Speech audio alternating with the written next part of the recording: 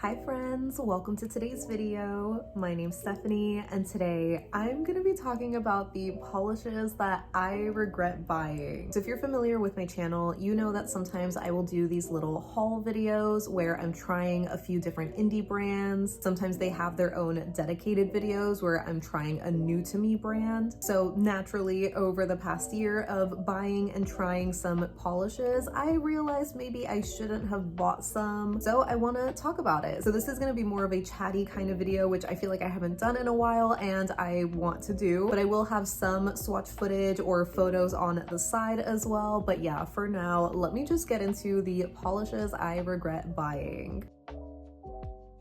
So I want to start with Polish Pickup shades. Polish Pickup, if you don't know, is this monthly kind of marketplace. It only takes place on the first weekend of every month, so everything is limited edition, and naturally there's kind of a lot of FOMO surrounding it, which that alone I understand can be off-putting for some people, but I still really enjoy shopping it. But I definitely have come across some polishes that I bought and then realized maybe I shouldn't have bought those. The first one that I have is Glisten and Glow's Goddess of Love, and this one I think came out in January of last year. The main reason I regret this one is just that I didn't end up loving it as much as I thought that I did, or as much as I would hope to love it, because it sounds like it's something that would be so up my alley. It's like this pastel purple kind of crelly base that's filled with these purple, red, hot pink kind of micro flakes, but for some reason there's just like too many flakies in this for me, which is gonna be a theme in the video. So yeah, this is one that I think is pretty, but I just, again, didn't end up loving it and reaching for it as often. The next polish I have is Noodles nail polish, Oh the Places You'll Grow, and this is from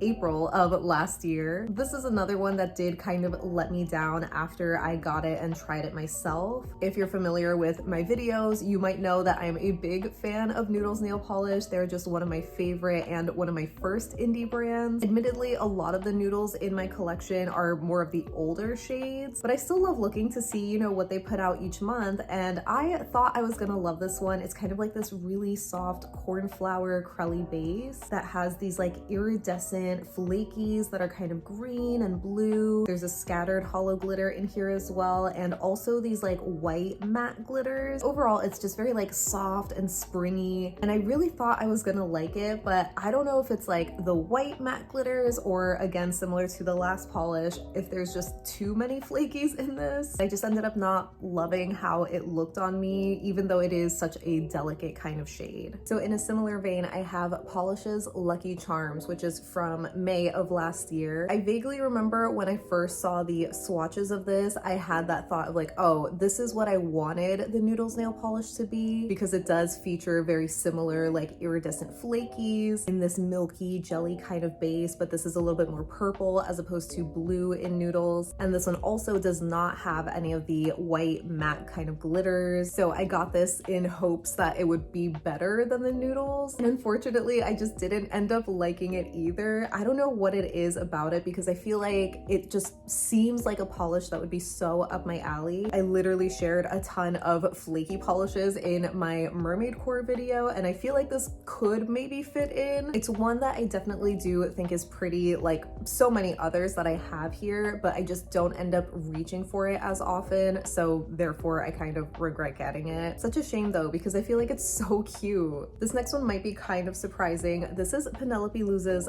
Funny Tree, which was actually, I don't even know because this doesn't have a label on it, but it was from last year, and it's one of maybe my first like purple bases with a blue shimmer. Definitely a very iconic color combination and finish, one that I'm always a sucker for even to this day. But I don't know, I guess maybe because this one is like so simple, I'm like, why did I get it? Like there are so many other more exciting kind of options. Like this one has a little bit of a multi-chrome shift, or like a duochrome where it goes from blue to purple, but there's no extra sparkle like hollow or glitter. So I feel like in comparison to other purples with a blue shimmer, this one just doesn't stand out as much. I think I've heard about Penelope Luz that some of these swatch photos are a little bit misleading, and so I don't remember if that's for sure like what happened here, but basically it just doesn't stand out to me. Okay, so far all of the polishes that I shared were pretty much letdowns, but this next one I do regret getting everything because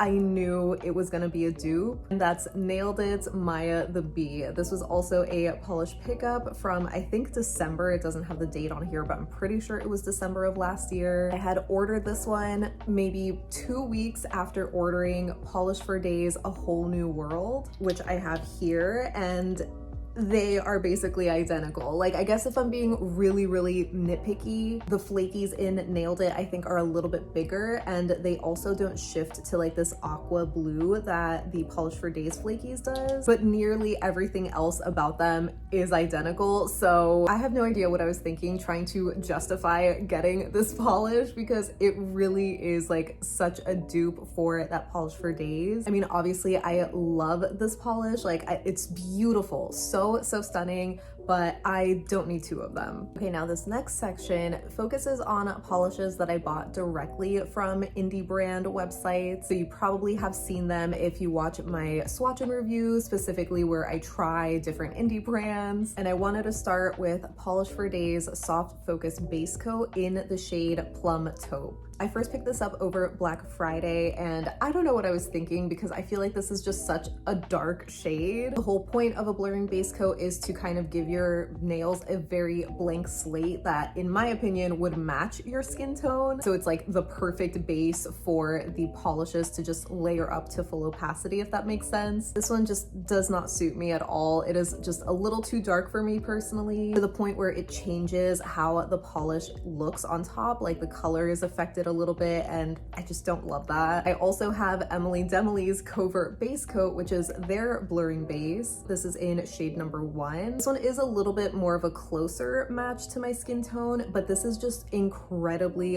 full coverage, like so opaque, where it basically looks like a cream nude. And I know this is obviously formulated as a base coat, so it's like almost a 2-in-1 if you really wanted to wear it as a polish. So yeah, it was mainly the opacity for this one that I didn't love, and just was another letdown for me. Speaking of Emily Demily, which I know it's Demali, by the way, it's just how I say it because it's fun, I have Silent Breath, and this one might be a surprise, but maybe not, because I had picked this up along with Get in Line, which is like a purple base that has a fiery kind of shifting shimmer. And then when I finally tried them out, I was like, oh, I didn't really realize that these are basically dupes, but this is just the slightly more pink version. So once I realized that, I was like, these are just a little too similar for me. Like, not that they're dupes by any means, but I think I should have like grabbed a different shade of pink or just a different finish or something. And most recently, I did pick up another shade from Polish for Days, Blossom, which I realize is pretty similar to this one, but I actually like Blossom a lot more. So that just kind of cemented the fact that, yeah, maybe I should not have grabbed this one. The next shade I have is KBShimmer's Just Roll With It. And this one I think came out in last year's winter collection. I normally do love these kind of like champagne-y gold sort of glitters. I feel like I remember loving swatches of this one, but then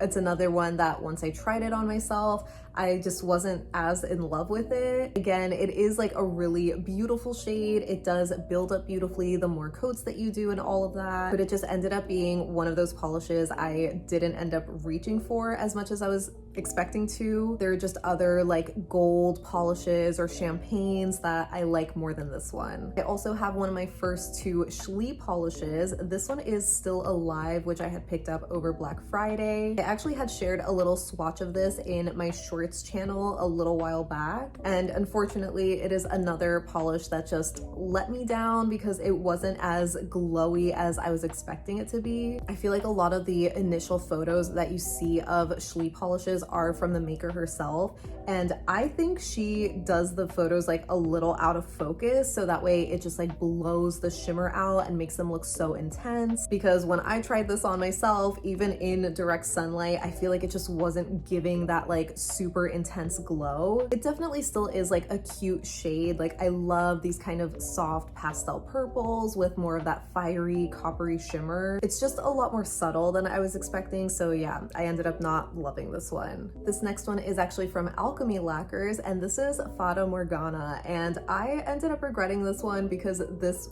happened to be another dupe polish to Island Peas Up Above, which is this like cornflower blue base with these iridescent flakies. I don't know how I overlooked that one when I was picking this one up because they are just so similar. Not like dead on dupes. I think there are more flakies in this polish, but they're just similar enough that I don't need both. I almost feel guilty just realizing I forgot that shade because, as you all know, I live, eat, breathe comparisons. So whenever I forget one and then I get something that's like a dupe, it's like almost embarrassing, you know? And the very last polish that I have is Sassy Sauce's Cock-a-Doodle-Doom, which I don't even have physically anymore. I was just that ashamed to get rid of it. I'm kidding, it's not that serious, but I did already gift it to my bestie because I bought that polish knowing full well I had a dupe for it, but I just caved into the FOMO. I feel like that's one of the polishes that came out several months ago at this point, and I had been talking myself out of it for months because I knew I had similar shades where it's this deep purple with this fiery red shimmer, my weakness. And every time I would see swatches of it, especially on Reddit, like everybody's like, oh my god, you convinced me, I just placed an order for it. So I ended up also ordering it when I knew that I shouldn't have. And sure enough, it ended up being almost exactly the same as Potion Polish's Midnight Oasis. If I remember correctly, the Sassy Sauce was a little bit more sheer maybe, or just lighter, so I would need another coat of the Sassy Sauce to match the Potion Polish shade. But other than that, they were basically dupes, so it's just another one that I'm like, why did I try to convince myself that I needed this when I knew that I didn't, you know? If anything, I wish that I had grabbed another polish instead of that one because this was when I had ordered a magnetic polish from Sassy Sauce. And I don't know why, for some reason, just ordering one polish is like so off-putting to me, so I want to at least make the shipping like worth it. And Sassy Sauce had some beautiful polishes on their website, but I just caved into the FOMO and got a polish that I ended up gifting almost immediately. So that wraps up the polishes I regret buying. I know the majority of these were pretty much letdowns, which I think is natural. It tends to happen when photos can vary so much and you have different expectations for how the polish is gonna look on you. So I wouldn't say it's totally my fault, but for the polishes that did end up being like dupes to shades that I already had in my collection, I just can't help but feel a little embarrassed by that. Similar to when I'm doing my swatch and reviews and doing the comparison portions where I just end up forgetting a very like obvious comparison. And sometimes you just forget, right? Like I have over 1,000 polishes, so naturally I'm going to forget one or two and then end up buying something that looks just like something I already have. But then when it comes to shades like Maya the Bee or Cock-a-Doodle-Doom,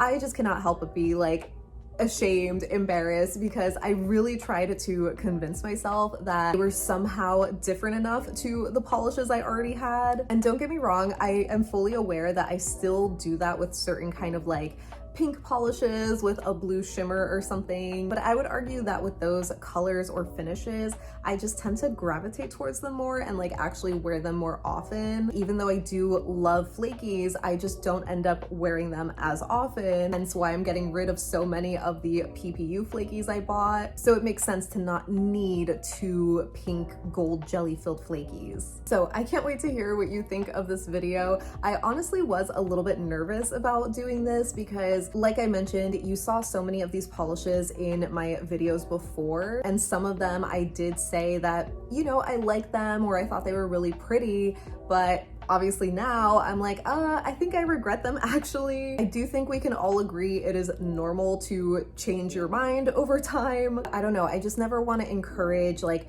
pushing people to buy something that they don't really need, which hopefully you all know that I don't try to do that because of how actively I share like comparisons, whether it's in my swatch and review videos or more recently in my polish pickup wishlist video. I'm just always thinking of what a polish reminds me of and talking about it to hopefully talk you and myself out of getting something that we don't need. That being said, I do still plan to do like a occasional haul videos because there's just brands that I would love to continue shopping from, or there's indie brands that I want to try. But I think window shopping is also really fun, so I'm planning on doing a video on that soon where I just talk about polishes I would love to have in my collection, but I just don't have the money or space for them, just to be able to talk about them and be like, oh my god, they're so beautiful, or you know, they're polishes that I might have something similar to already. So let me know if you'd be interested in seeing something like that,